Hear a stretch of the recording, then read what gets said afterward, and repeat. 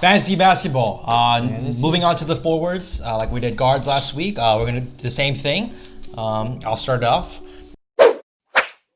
At number 10, I got Brandon Ingram.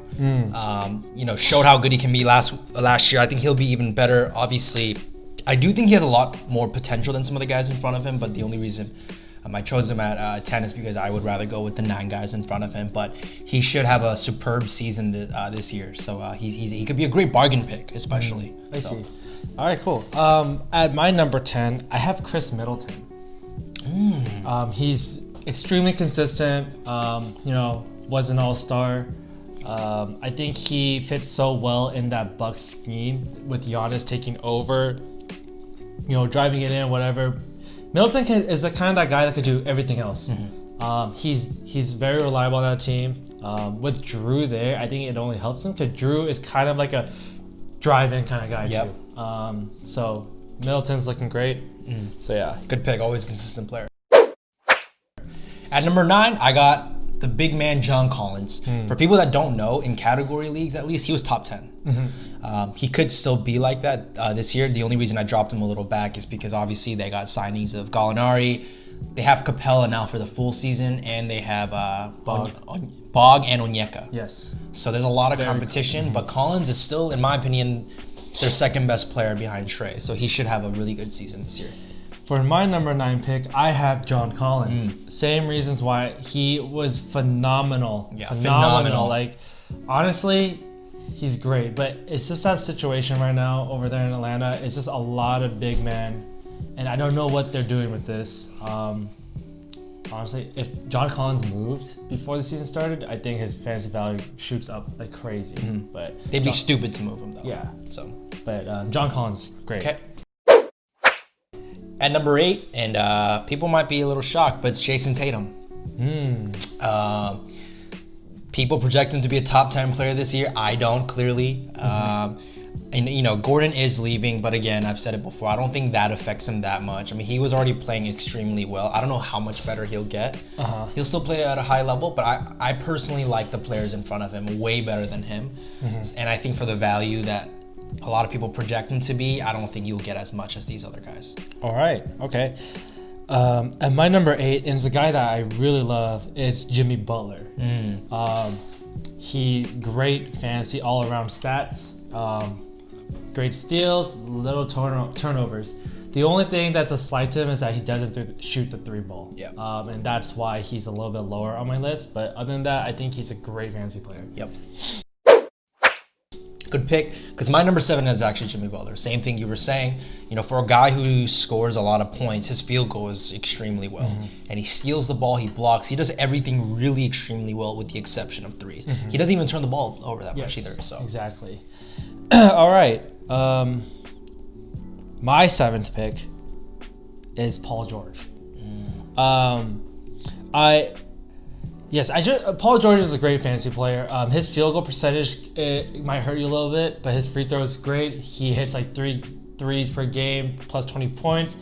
He's a big guy, so he gets a lot of rebounds, and he is known to get a lot of steals. He does rack up a little bit more turnovers, but nonetheless, he's a bucket getter.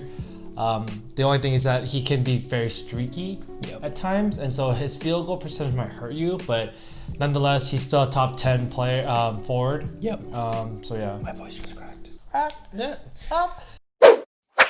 Moving on to number 6, I actually have Paul George as well. He has a lot of upside. Like, he can actually be a top 10 player if he really plays like the OKC days. Like Daniel mentioned, nobody really talks about his steal, but he led the league in steals 2 years ago. So he's really underrated. And I think with, I'll be honest, he's a little cuckoo right now, but I think he's motivated more than ever with this whole playoff piece stuff. I think he'll have a really great season, especially, I think a lot of, drafts project him later in the rounds, like almost like, is it 4th round, fourth round, but he could end up being a 1st round. So I think that's crazy.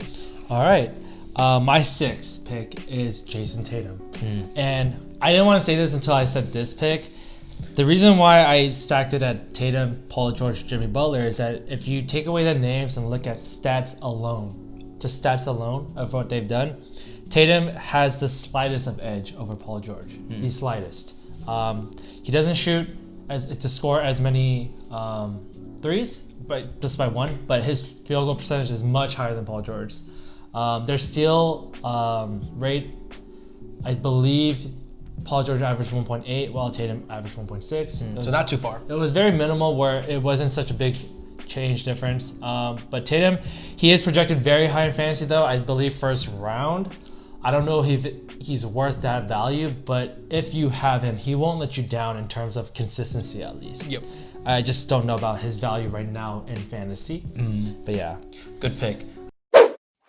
Number 5, my pick is Kevin Durant. I'll be honest with you, he has the highest upside of everyone on this league, in this list, in my opinion. We know what he's like. Even when he played, even in fantasy, he was like always the number 1 player. I think he is the most well-rounded player in fantasy. Yeah, it's just obviously, with Nash coming out saying we don't know if he'll play all 72 games. And, he's coming off an injury. Granted, he's been healing for a long time. There's always risk. But, man, if you can get him and he hits for you, it could win your league. He's that good. He's probably going to go second round, but he's like top 3, like ceiling, if he's healthy. Yep. For my 5th pick, I have LeBron James. LeBron James. I mean, everyone knows the stats. Triple-double, almost average. Free throws suck. Turnovers are probably high, but I have him at 5. He's a great player for fantasy. The only drawback I have on him is that he does plan on resting some back-to-backs. The league did issue that you can't rest back-to-backs on big televised games, and you get fined. But then for non-televised games, you can do it. So I fully expect LeBron to take advantage of that. Okay. Yeah. Number 4, mine's LeBron James as well. He does everything, honestly. So it's just will he play is the question too. So like when you compare him to Durant, I thought LeBron's chances of playing more games was higher, which is the only reason I put LeBron ahead. Gotcha. So. And at my number 4, I have KD. I just think he's the perfect fantasy player. The only reason why he's 4 is just because of his game availability, how much he's going to play, how is he going to look coming off injury. But yeah, I mean, if he was fully healthy any other time, he would be the number 1 pick. Yeah, for sure. Moving on to number 3, I have Kawhi Leonard. He's like just such a perfect player. Even in fantasy, I think last year he missed games and he was still like number 6, 7, something like that, which is pretty insane. I expect him to play at least majority of the games this year. I think he's coming back with a vengeance too. I think it's time for him to say like, shut up, Paul George, it's my team. He does everything well. Like, and he has field goal out of all the players I've said is probably the highest. Yeah, he. It's not that he makes smart shots. He's just good at making any shot. Any shot. Any shot. And it makes us think it's smart, but it's actually really hard. His ball control is unreal, and like even in the toughest situation, somehow he makes a bucket. Yeah, it's crazy. He's elite. He's elite for sure. Yeah. My number 3 is Kawhi Leonard. I mean, at this point, I think we're the same too. Yeah. Kawhi can carry your team. I mean, if he doesn't sit back-to-backs, dude is easy top 5. Yeah. Easy top 5. That's all I can say about that. Yeah.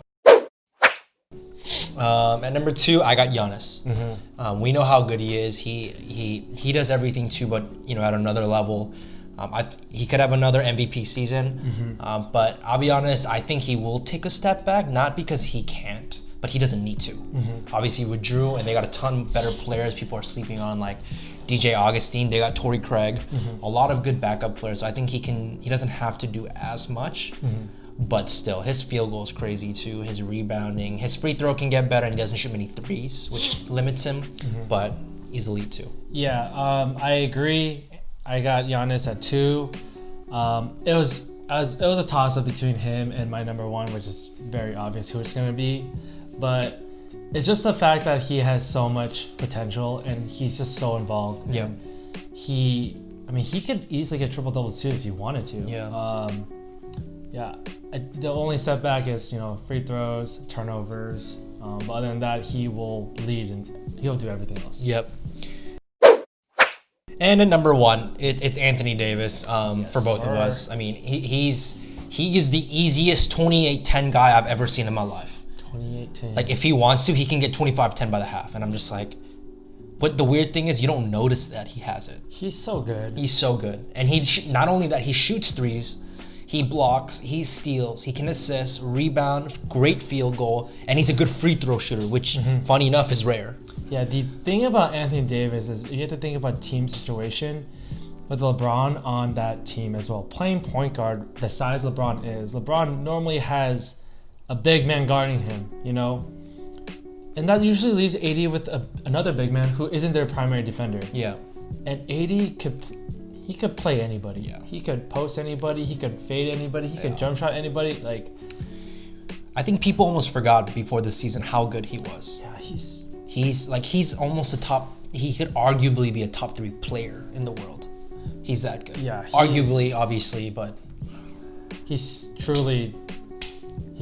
phenomenal. I think last year when he did play, he was the number 1 player. I believe. All right. Yeah, when he played though, because he missed a couple games. That's the one thing. He is injury prone. That is the only thing. That is the only thing. But like you said, if LeBron does sit out some games, I mean, Anthony should eat. I mean, everyone's saying that he's the MVP front runner up. Yeah, front runner. Or front runner up. Front runner. He's the front runner. Front runner, is that the word? Yeah, He's the front runner. Yeah, just no up. Remember? Like you're thinking like runner up and front runner. No. Runner up. He is the leading candidate for MVP according to a lot of the NBA analysts. So I mean, there's a reason why he's super good. So Yes, I mean, yeah, Anthony Davis. all right, Top 10 forwards. all right.